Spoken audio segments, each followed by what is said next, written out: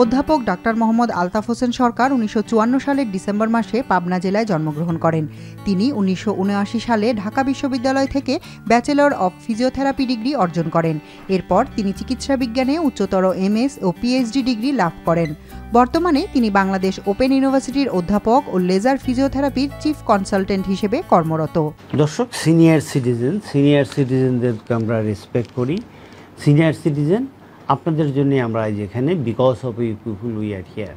আমরা আপনাদের কেয়ার করি, আর কেয়ার করি বলেই তো আপনাদের জন্য কেয়ার গিভারের কথা বলি। কেয়ার গিভার একটি ভালো প্রফেশন, যে প্রফেশনে আমাদের সিনিয়র সিটিজেনরা এই কেয়ার গিভারের কাছ থেকে অনেক অনেক হেল্প পাবেন। ওকে, সিনিয়র সিটিজেন স্বাস্থ্য টিপস: ওষুধ ছাড়াই কোলেস্টেরল বা ইনসুলিনের মাত্রা নিয়ন্ত্রণে রাখতে চান? পাতে রাখুন ধনে পাতা। ধনে পাতা খেলে বলছে আর কি যে আপনার কোলেস্টেরল এবং ইনসুলিন মাত্রাটা ভালো হবে। তো দর্শক, অ্যাকচুয়ালি এই উত্তরগুলোর ব্যাপারে আপনারা অবশ্যই একজন পুষ্টি বিজ্ঞানীর পরামর্শ নেবেন এবং তাদের ওয়েবসাইটে যাবেন, দেখবেন।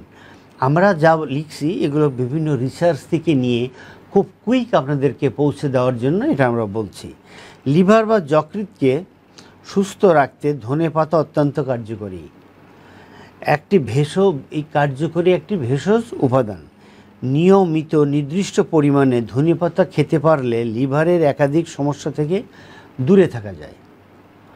ডায়াবেটিসে আক্রান্তদের জন্য ধনে পাতা অত্যন্ত কার্যকরী এবং উপকারী। ধনে পাতা রক্তে ইনসুলিনের ভারসাম্য বজায় রাখে আর রক্তে শর্করার পরিমাণও নিয়ন্ত্রণ রাখে।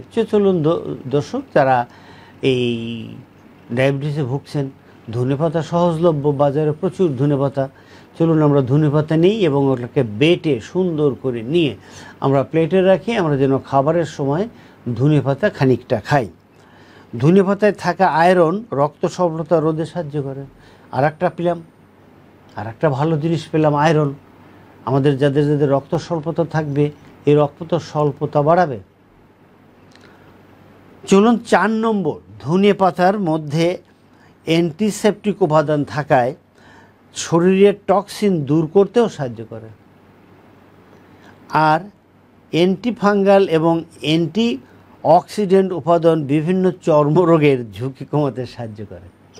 জি, ধনে পাতা এখন থেকে আমরা বলবো যাদের এরকম চর্মরোগ আছে আপনারা ধনে পাতা খেতে পারেন।